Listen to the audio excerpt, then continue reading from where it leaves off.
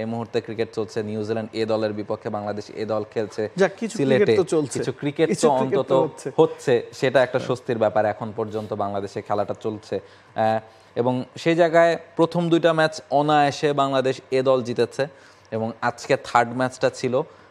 এখন পর্যন্ত অবস্থা বোধহয় খুব একটা সুখকর নয় বাংলাদেশ এ দলের, তবে এই জায়গায় কিছু যদি কিন্তু আছে। এই জায়গাটাতে এখন পর্যন্ত 200 রান করেছে বাংলাদেশ এ দল 9 উইকেট হারিয়ে, এবং এই জায়গায় যেটা বলছিলাম যে যদি কিন্তু যে ব্যাপারটা যে বাংলাদেশ প্রথম 2টা ম্যাচ জেতার পর যারা পারফর্ম করেছে তাদেরকেও কয়েকজনকে বসিয়েছে, নতুন কয়েকজন ক্রিকেটারকে সুযোগ দেওয়ার চেষ্টা করেছে আজকের একাদশে, ফলে বাংলাদেশ একটু ঝালিয়ে নিচ্ছে যে কে কেমন শেপে আছে, সবাইকেই ম্যাচ খেলানোর যে সুযোগ করে দেওয়ার ব্যাপারটা, এই ব্যাপারটাকে আসলে কিভাবে দেখেন? আউটস্ট্যান্ডিং। আমি গেল ম্যাচে বলছিলাম যে এই ধরনের টুর্নামেন্টে জয় পরাজয় মুখ্য না। এই ধরনের টুর্নামেন্টে আপনি খেলোয়াড়দের যাচাই বাছাই করা, তাদের ইন্টারন্যাশনাল লেভেলের পারফরমেন্স কেমন সেগুলো বিবেচনায় নেওয়াটাই জরুরি। আপনি যদি নিউজিল্যান্ডের দিকে তাকান, নিউজিল্যান্ডের হয়ে প্রথম ম্যাচে যিনি রান করেছেন ডিন ফক্সক্রফট সম্ভবত 72 রান করেছিলেন, রাইস মারিউ, জ্যাকারি ফোক্স, যারা পারফর্ম করেছেন তাদেরকে সেকেন্ড ম্যাচে ড্রপ দেওয়া হয়েছে। সেকেন্ড ম্যাচে নিউজিল্যান্ড 4 জনকে পরিবর্তন করিয়েছে এবং স্কোয়াডের 15 জনই যাতে প্রথম 2টা ম্যাচ খেলতে পারেন সেই সুবিধাটা করে দিয়েছে। এর কারণ কি, নিউজিল্যান্ড প্রথম ম্যাচটা হেরেছে, তারপরও তারা 4 জন সেরা পারফর্মারকে ড্রপ করেছে, বিকজ ওই 4 জনকে দেখা হয়ে গেছে। আপনি সাধারণত কী করবেন, যখন আপনি একটা সিরিজ জিততে চাইবেন আপনি আপনার সেরা পারফর্মারদেরকেই দলে রাখবেন, আর এক্ষেত্রে করা হয়েছে উল্টো। যারা পারফর্ম করেছেন তার মানে আমি আপনাদেরকে দেখে ফেলেছি, আমি অন্যদেরকে দেখতে চাচ্ছি। বাংলাদেশ যেই কাজটা করেছে, স্ট্র্যাটেজিটা 2 দলের ভিন্ন ছিল। বাংলাদেশ চেয়েছে প্রথম 2টা ম্যাচ জিতে নিতে, এর পরের ম্যাচে গিয়ে পারফরমেন্স পর্যালোচনা করতে। বাংলাদেশকেও এই জায়গায় আপনি ভিন্নভাবে দেখতে পারবেন না যে বাংলাদেশ কাজটা কি ভুল করেছে কিনা, না, বাংলাদেশও কাজটা ঠিক করেছে। এর কারণ আজকে তারা বাকি জায়গাগুলোতে বদল এনেছে। আজকের কথা যদি আপনি বলেন, আজকের পারফরমেন্স কিন্তু খুব একটা সুবিধার না বাংলাদেশের। 200 রান আমরা দেখলাম, 204 রান নাসুম 48 থেকে 52-তে পৌঁছেছেন, 50 করেছেন। বাংলাদেশ আজকে স্ট্রাগল করেছে। আবার নিউজিল্যান্ডকেও ক্রেডিট দিতে হবে। আমরা প্রথম 2টা ম্যাচ যেভাবে জিতেছি, অনেকেই হয়তো আমরা মনে করেছি যে নিউজিল্যান্ড দলটা কি আসলে এ দলের সাথে সামঞ্জস্যপূর্ণ কিনা।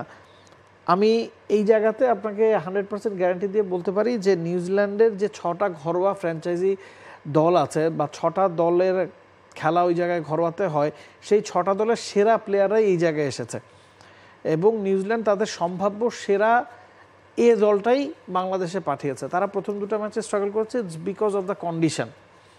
এখন 2টা ম্যাচ আপনি যখন খেলে ফেলেছেন, তৃতীয় ম্যাচে আপনি কন্ডিশন নিশ্চিতভাবে বেটার বুঝবেন এবং বাংলাদেশ তৃতীয় ম্যাচে কিছু পরিবর্তন করেছে। সেই পরিবর্তনটার কারণেই কি আসলে এই অবস্থা কিনা, এখনও পর্যন্ত বাংলাদেশের রান খুব একটা সুবিধাজনক না। আপনি যদি দেখেন, ইয়াসিলা রাব্বি একটা 50 করেছেন, নাসুম আহমেদ 50 করেছেন, এনামুল বিজয়, নাইম শেখ, আফিফ হোসেন ধ্রুব, সাইফ হাসান কেউই আসলে পারফর্ম করতে পারেননি। এবং স্পিন ডিপার্টমেন্টও আজকে বাংলাদেশ বদল এনেছে। একাদশের দিকে যদি তাকান, প্রথম ম্যাচে 3 জন পেসার খেলেছে, সেকেন্ড ম্যাচেও 3 জন পেসার খেলেছে। মোস্তাদেক হোসেন সৈকতের সাথে এক ম্যাচে নাইম খেলেছেন, এক ম্যাচে তানভীর খেলেছেন। আজকে নাসুম খেলছেন এবং নাইম খেলছেন, 2 জন স্পিনার সাথে মোস্তাদেক সৈকত এবং 2 জন পেসারকে আজকে বাংলাদেশ খেলাচ্ছে। মানে আজকের ট্র্যাকটা একটু হলেও স্পিন নির্ভর উইকেট যদি হয়, আপনি যদি 230-40 করতে পারেন হয়তো ফাইট করতে পারবেন। বাংলাদেশ 200 অতিক্রম করতে পেরেছে, সেখানেও নাসুমকে আপনার ক্রেডিট দিতে হবে, কারণ নাসুমের কাছ থেকে আপনি এই ধরনের ব্যাটিং পারফরমেন্স তো এক্সপেক্ট করেন না। ব্যাটসম্যানদের সবাই আজকে ফ্লপ ছিলেন, একমাত্র ইয়াসির আলী চৌধুরী রাব্বি রান করেছেন। এখন বাকি কাজটা বোলারদের করতে হবে। তবে সবচেয়ে বড় কথা হচ্ছে এই টুর্নামেন্ট থেকে বাংলাদেশ কি পেল, এই সিরিজ থেকে বাংলাদেশ কি পেল, বাংলাদেশ দলের সমস্যা কোন কোন জায়গায়। আপনি এ দল থেকে জাতীয় দলে খেলোয়াড় ট্রান্সফার করার চেষ্টা করবেন, জাতীয় দলের যেই জায়গাতে আপনার গ্যাপ আছে সেই জায়গাতে কারা পারফর্ম করতে পারেন, সেই জিনিসটার জন্য এই এ দলের সিরিজটা খুব গুরুত্বপূর্ণ। কিন্তু সেটাতে কি নাবিল কাসের খুব একটা লাভ কি হয়েছে বাংলাদেশ? এখন কোন জায়গার কথা আমরা বলছি সেটাতে আপনার আসতে হবে। জাতীয় দলের টপ স্পটে, ওপেনিং স্পটে আমরা সবসময় স্ট্রাগল করি। এখন বাংলাদেশের চ্যাম্পিয়ন্স ট্রফিতে ওপেনিং স্পটে কারা কারা খেলেছেন, সৌম্য সরকার, তানজিদ তামিম এবং পারভেজ হোসেন ইমন। সৌম্য সরকার এবং তানজিদ তামিমের জায়গাটা পাকাপোক্ত, সে কারণেই পারভেজ হোসেন ইমনকে এই সিরিজে রাখা হয়েছে। পারভেজ হোসেন ইমনের সাথে কম্পিটিশান কার ছিল, নাইম শেখের এবং এনামুল বিজয়ের। এই 3 জনই ডিপিএলের টপ 3 রান গেটার্স। এই 3 জনই ডিপিএলের সবচেয়ে বেশি রান করেছেন। একজন 800-র ওপরে 874 রান বিজয় করেছেন সম্ভবত, এবং 798 রান পারভেজ হোসেন ইমন করেছেন। নাইম শেখ টপ রান গেটার ছিলেন গ্রুপ পর্ব শেষে। যেহেতু তার দল বাদ পড়ে গেছে তিনি ওই জায়গায় যুক্ত করতে পারেনি। এই তিনজনের পারফরমেন্স অ্যানালাইসিস যদি আমরা করি, তিনজনের কেউই এই সিরিজে সফল না। অ্যাবসলিউটলি। এবং আমরা যদি স্ট্যাটটা দেখবো, এনামুল হক বিজয় এবং নাইম শেখ দুজনেই 3টা করে ম্যাচ খেলেছেন এবং এনামুল হক বিজয় 3 ম্যাচে 79 রান করেছেন, সর্বোচ্চ 39 রানের একটা ইনিংস তার কাছ থেকে আমরা দেখেছি। নাইম শেখ 3 ম্যাচ মিলিয়ে 62 রান করেছেন, সর্বোচ্চ 40 রানের একটা স্কোর তার কাছ থেকে আমরা দেখেছি। এবং পারভেজ হোসেন 2টো ম্যাচ খেলেছেন, 32 রান করেছেন, সর্বোচ্চ ইনিংসটা এসেছে 24 রানের। ফলে 3 যে ওপেনারের কথা আপনি বলছিলেন যে ওই সৌম্য সরকার তানজিদ তামিমের পরে যে থার্ড ব্যাকআপ ওপেনার বাংলাদেশ খুঁজছে, ইভেন সৌম্য সরকার তানজিদ তামিম হয়তোবা এই 3 জনের থেকে একটু থিতু জাতীয় দলে, তবে তারাও যে ইন্টারন্যাশনাল ক্রিকেটে একেবারে সলিড বা একেবারে প্রমাণিত সেটা বলার উপায় নেই। ফলে যদি কেউ বেটার পারফর্ম করে তাদের জায়গাও খেলার সুযোগ আছে। ফলে ইভেন ধরাও হচ্ছিল যে নাইম শেখ স্পেশালি যে ধরনের ব্যাটিংটা ঢাকা লিগে করেছেন, আসলে রান তো আসলে অনেক সময় অনেকেই লোকাল ক্রিকেটে করেন, কিন্তু সেটা কিভাবে করছেন, কোন অ্যাপ্রোচে করছেন সেটাও বোধহয় ম্যাটার করে। এবং তিনি যেই অ্যাপ্রোচে ব্যাটিংটা করেছেন, ফলে ধরা হচ্ছিল যে তিনি এ দলের সিরিজেও যদি সেই অ্যাপ্রোচটা ধরে রাখতে পারেন, কারণ তিনি আসলে NCL T20-তে ভালো খেলেছেন, BPL-এ ভালো খেলেছেন, DPL-এ ভালো খেলেছেন। ফলে এইটা আসলে তার জন্য লাস্ট স্টেপ ছিল জাতীয় দলের দরজায় করা নাড়ার। এবং সেই জায়গাটাতে তিনি যদি সেই ধাঁচটা ধরে রাখতে পারতেন, তার জন্য মনে হয় জাতীয় দলে খেলাটা অনেক বেশি ইজি হয়ে যেত।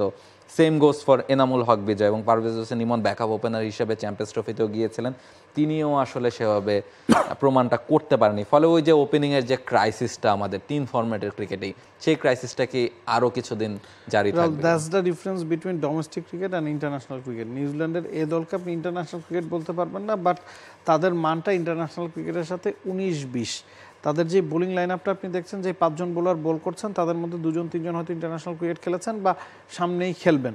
এবং যে 5 জন বোলার বল করছেন কাউকেই আপনি খুব বেশি টার্গেট করতে পারবেন না, বা তারা ইন্টারন্যাশনাল লেভেল থেকে খুব বেশি পিছিয়ে না। আপনি যখন ঘরোয়া ক্রিকেটে খেলেন, প্রতিটা দলে দেখা যায় 2-3 জন আন্তর্জাতিক মানের বোলার থাকে।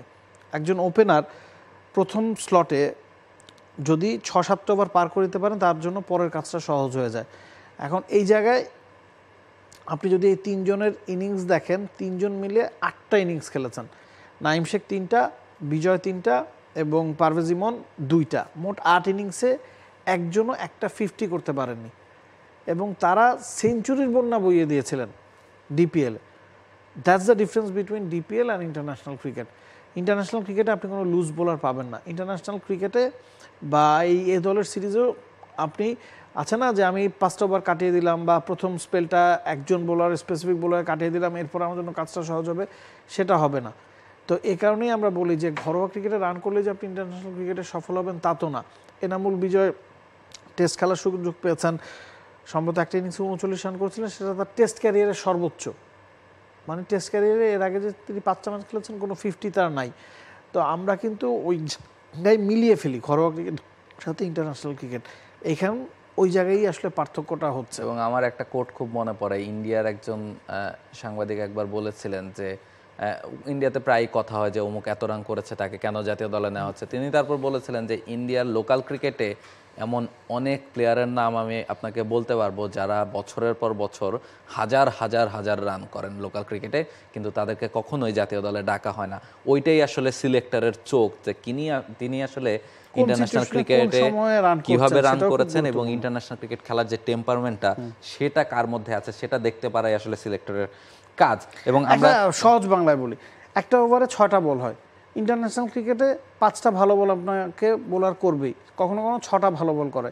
একটা ঘরোয়া ক্রিকেটে 6 বলের মধ্যে একজন বোলার একটা বাজে বল করবে। আপনি যদি একটা বাজে বলে 4 নিতে পারেন আর একটা বলে সিঙ্গেল নিতে পারেন, আপনার ওভারে 5 রান চলে আসছে।